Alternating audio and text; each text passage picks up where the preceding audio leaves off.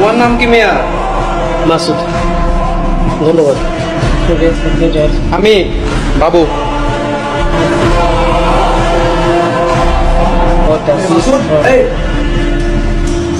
নতুন আসছিস, নাম কষ্টে সালাম কালাম কিছু নেই, পড়তে বলে গেছিস? আমার মনে পড়াটা উচিত হয় না। এখানে কি পড়তে, খাইতে, ঘুমাইতে আলাদা আলাদা নিয়ম আছে? তুই বিটলামি করেছো আমার লগে? না না, বিটলামি করি না, পড়াটা অফ করে দিচ্ছি।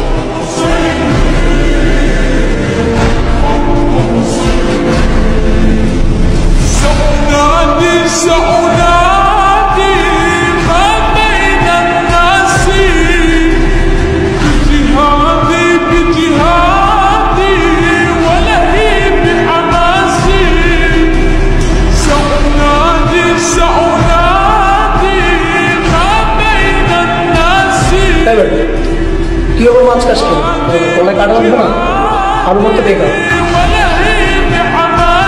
ডালা একসাথে হজম হয় না। আচ্ছা ভালো কথা, ঈদের ট্রেনের টিকিট ছাড়ছি কিন্তু তোরা কাটবি না? আমি তো টিকিট কেটে ফেলছি। ও ভালো কথা মাসুদ, তুই কিন্তু আমাদের সবার বের হওয়া সবার পরে যাবে। আরো ভালো কথা, তুই ঈদ শেষ করে আমাদের সবার আগে এসে ফেরত আসবি। আইসাটা তুই অসুন্দর না দেখছি ওটা একদম পরিষ্কার করে ফেলছি। দেবের কিন্তু অনেক মজা হয়েছে।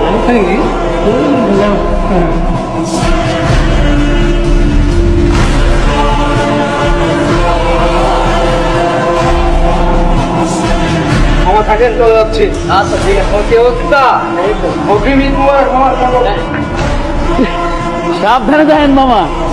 তোমার যেটা কোথায় এলে তো বাড়িতে বসিস? হ্যাঁ, বাড়ি যাবো না আজকে? বাড়ি কিভাবে যাবো বলেন মামা? কেন? হোস্টেলে বন্ধ হয়ে যাইতেছে, আপনার রুমমেট তো যাইবো না। কিরকম সাইকো দেখছেন? ঈদ আইসে এখনো বাড়ি না যাদের এখানেই পড়তে হইবে। আমার কথাটা মানেন, ভিতরে যান, ঘাটটা ধাক্কা দিয়ে বাইক করে দেন। আপনার মতো আমিও রাগ করছিলাম, কিন্তু কিছু করার নাই, এতিমখানায় মানুষ হচ্ছে, ঈদে যাইবো কই? কি বলেন? হ, যাওয়ার জায়গা নাই। দেখি স্যার কি করে। সাবধানে যায় মামা।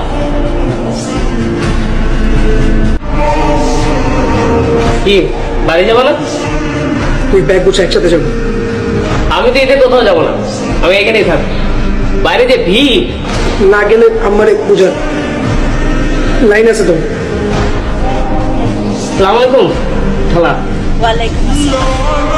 ব্যাগটা নিয়ে তাড়াতাড়ি বাড়িতে চলে আসো। দুই ভাই একসাথে মায়ের কাছে। আমার ছেলে একটা, আমার ছেলে দুইটা।